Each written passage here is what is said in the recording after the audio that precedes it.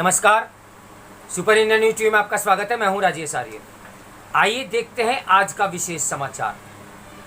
भारी पड़ती पुलिस सुधारों की अनदेखी, एक सक्षम कानून व्यवस्था, दक्ष एवं पेशेवर पुलिस और त्वरित न्याय प्रणाली आज एक अनिवार्यता बन गई है। भारत में पर्व, त्योहार, उल्लास और उमंग का अवसर होते हैं। देश के विभिन्न हिस्सों में उनका आयोजन भी बड़ी श्रद्धा एवं शांतिपूर्वक तरीके से होता है, परंतु यह साल एक अपवाद के रूप में देखा जाएगा। ज्यादा दिन नहीं बीते जब परशुराम जन्मोत्सव और ईद के दिन जोधपुर में हुए सांप्रदायिक टकराव के कारण शहर में कर्फ्यू लगाना पड़ा। इससे पहले राजस्थान के ही करौली में हिंदू नववर्ष पर भयंकर हिंसा भड़की थी। यदि राज्य सरकार ने करौली की घटना से सबक लिया होता तो शायद जोधपुर जलने से बच जाता। वैसे हिंसा के ये मामले केवल राजस्थान तक ही सीमित नहीं रहे।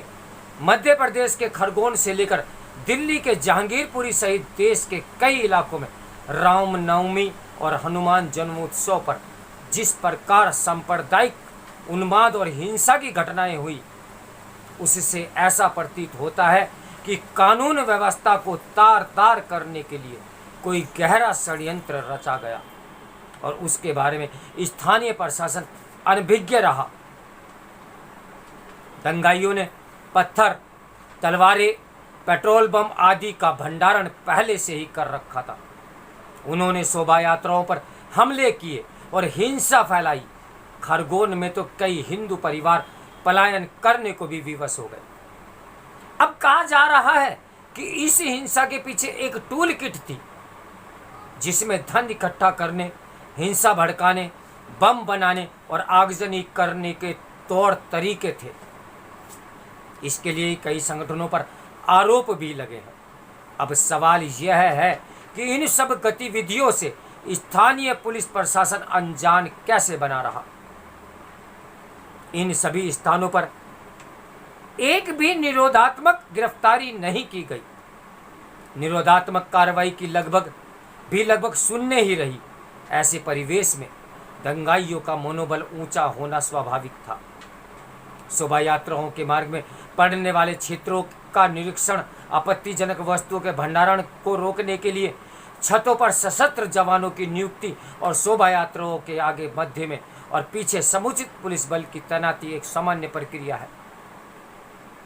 पता नहीं इस प्रक्रिया का पालन क्यों नहीं किया गया। खरौली, खरगोन, जहांगीरपुरी, जोधपुर आदि की घटनाओं के बीच उत्तर प्रदेश इकलौता उदाहरण रहा जहां चुनौतीपूर्ण स्थितियों के बावजूद शांति बनी रही। इसका प्रमुख कारण अपराधियों पर कड़ा शिकंजा रहा है। बाहुबलियों, अपराधियों, सांप्रदायिक गुंडों को शासन प्रशासन की तरफ से ऐसा संदेश दिया गया कि पेशेवर अपराधियों ने बाहर आने का दुस्साहस नहीं किया। यह वह उदाहरण है जो पूरे देश के लिए अनुकरणीय है। यदि ऐसी प्रशासनिक कठोरता सभी राज्यों ने की होती तो वैसी सांप्रदायिक हिंसा कदापि न होती जैसी देखने को मिली। वास्तव में अपराधियों के प्रति उदार रवैया, व्यवस्था में असमंजस, कठोर निर्णय लेने में हिचकिचाहट के चलते देश के कई स्थानों पर हिंसक घटनाएं हुई। शासन, प्रशासन और विशेषकर पुलिस विभाग का यह उत्तरदायित्व है कि वह विधि व्यवस्था को भली भांति सुनिश्चित कराए।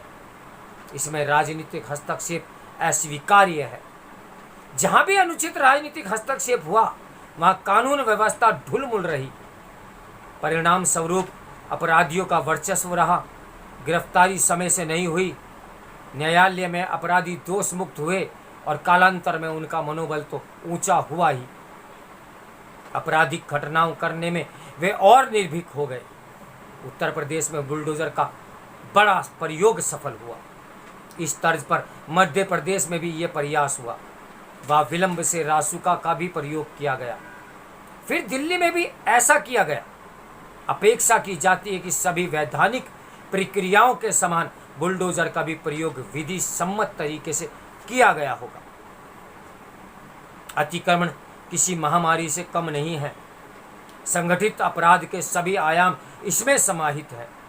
सरकारी कर्मचारियों का भ्रष्टाचार, संबंधित विभागों की अपेक्षा एवं संलिप्तता, स्थानीय प्रशासन की अकर्मण्यता ने इसे विकराल रूप दे दिया है। दुर्भाग्य से अधिकांश दलों ने अतिक्रमण को एक राजनीतिक अवसर के रूप में देखा है। जब कभी प्रभावी प्रशासनिक कार्रवाई होती है तो वह अपने स्वार्थ की सिद्धि के लिए पुलिस प्रशासन एवं शासन की आलोचना करते हैं। वे घिसा पिटा तर्क देते हैं कि गरीबों, बेरोजगारों, वंचितों पर निर्मम अवैधानिक कार्रवाई की जा रही है, जबकि सच यह है कि कुछ राजनीतिक तत्व अपनी वोट बैंक को बढ़ाने के लिए अवांछनीय समूहों को अतिक्रमण के जरिए बसाते और फिर उनका दुरुपयोग करते हैं। किसी भी तरह की हिंसक घटनाओं की विवेचना प्राथमिकता के आधार पर की जानी चाहिए। संबंधित मुकदमों की सुनवाई फास्ट ट्रैक अदालतों में होनी चाहिए, जिससे दोषियों को दंड शीघ्र मिले और दूसरों के लिए एक दृष्टांत प्रस्तुत हो। दुर्भाग्य से विवेचना में साक्ष्य संकलन में बहुत कमियां रहती है। न्यायालय में वाद वर्षों चलते हैं, परिणाम स्वरूप अधिकांश आरोपी दोष मुक्त हो जाते हैं। अब समय आ गया है कि ऐसे मामलों में एक आयु योजना के तहत विवेचना, अभियोजन आदि के कार्यों को सर्वोच्च प्राथमिकता दी जाए, क्योंकि अब यह एक अनिवार्यता हो गई है। समय समय पर पुलिस की निष्पक्षता पर भी सवाल उठता है। प्रकाश सिंह बनाम भारत सरकार के संबंध में सर्वोच्च न्यायालय ने 2006 में स्पष्ट निर्देश दिए थे और 7 बिंदुओं पर कार्रवाई की अपेक्षा की थी। यह दुर्भाग्यपूर्ण है कि 2006 के इस निर्णय पर अभी तक नगण्य कार्रवाई हो रही है। कोई भी राज्य सरकार दल पुलिस सुधार के प्रति गंभीर नहीं दिखाई पड़ रहा है। लगता है पुलिस की दयनीय दशा ही उन्हें अपने लिए लाभकारी दिखाई पड़ रही है। जैसे अन्य प्रकरणों में सर्वोच्च न्यायालय ने कठोर रुख अपनाते हुए अपनी दिशा निर्देशों का अनुपालन कराया, वैसे ही देश जनहित के इस निर्णय को अनुपालन सुनिश्चित होने की बड़ी व्याकुलता से प्रतीक्षा कर रहा है। एक सक्षम कानून व्यवस्था, दक्ष एवं पेशेवर पुलिस और त्वरित न्याय प्रणाली आज एक अनिवार्यता है।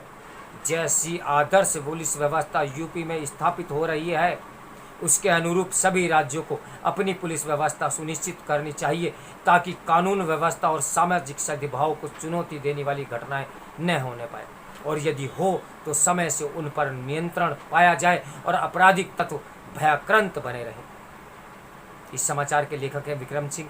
तो मेरे साथ बने रहिए सुपर इंडिया न्यूज़ टीवी की ब्रेकिंग न्यूज़ के लिए। नमस्कार, मैं हूँ राजेश आर्य।